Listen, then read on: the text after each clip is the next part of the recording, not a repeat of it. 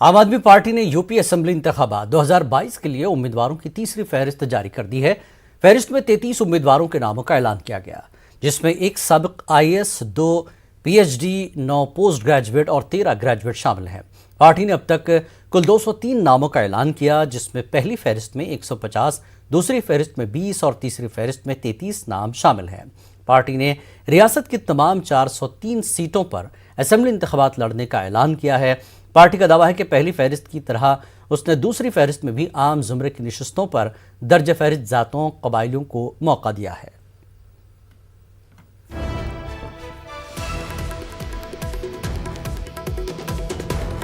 इस वक्त कर्नाटक से खबर। कर्नाटक में वीकेंड कर्फ्यू खत्म, नाइट कर्फ्यू जारी रहेगी, लेकिन वीकेंड कर्फ्यू रद्द कर दिया गया है, खत्म कर दिया गया है। कर्नाटक रियासती हुकूमत ने फैसला किया है कि कर्नाटक में वीकेंड कर्फ्यू खत्म कर दिया गया और रात का कर्फ्यू जारी रहेगा। वीकेंड कर्फ्यू को फिलहाल रद्द कर दिया गया है कर्नाटक में पाबंदियों में धीरे धीरे ढील दी जा रही है। अभी वीकेंड कर्फ्यू को खत्म कर दिया गया है कर्नाटक में। सिर्फ कर्नाटक में अब रात का कर्फ्यू जारी रहेगा।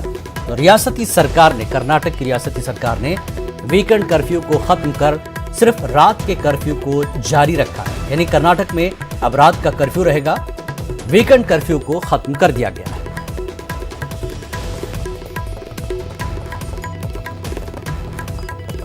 तो कर्नाटक में रात का कर्फ्यू जारी रहेगा, वीकेंड कर्फ्यू खत्म कर दिया गया है।